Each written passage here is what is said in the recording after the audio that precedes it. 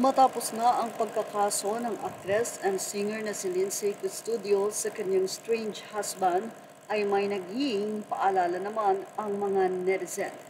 Anila, or anang isang mom she post sa kanyang Facebook, piliin po natin ang ating magiging asawa bago pakasalan. Aktres na si Lindsay Custodio, unang araw pa lang ng kasal ay nagsisina. Bakit? Pinakasalan ang non-showbiz husband na si Frederick Cale. Nag-insist siyang pumunta kami sa bangko after the church wedding ceremony. Ang mga cheque sa bangko na clear na at cash gifts ang pinambayad sa credit card niya. Nung nasa bangko na kami, bigla akong tinawag ng teller. Sabi niya, Miss Lindsay, ito pa po yung isang account ninyo. Bigla niyang, Frederick, ipina-open. Nagtanong siya sa teller kung may personal account under my name. I can be angry at the teller and tell her na bakit mo inopen yung account ko. Hindi naman ako nagtatanong. Siguro, sa part naman po ng teller, nakita niyang naka-wedding gown ako. Asawa ko ang kasama ko. Baka natakot siya na hindi i-grant ang request ni Frederick na i-check yung personal savings account ko kung may laman pa. Ipinakuusap daw ni Lindsay kay Frederick na i-maintain niya kanyang personal account para sa kanyang mga personal na pangangailangan. Hindi raw pumayag si Frederick.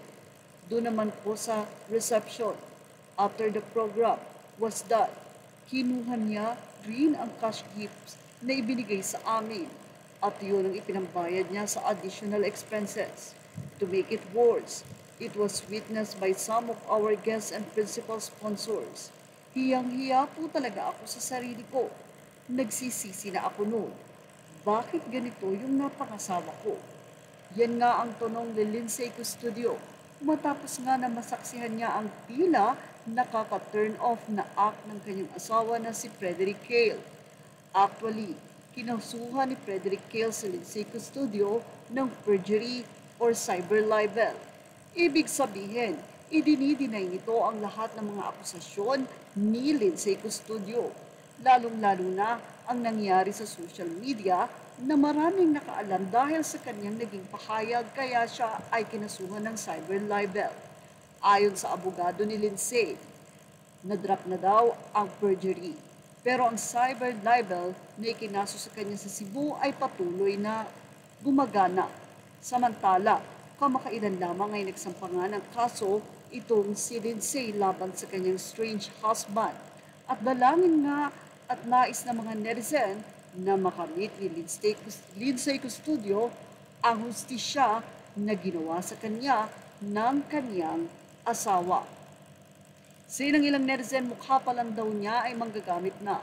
Artista pala yan. You're beautiful naman ma'am and pera lang yun. Pera makikita mo pa. Sino naman ang isa? Ano ba yang nangyari sa iyo ma'am? Parang mukhang pera ang naging asawa mo. Halos kunin ang kayamanan mo para ibayad sa credit card niya.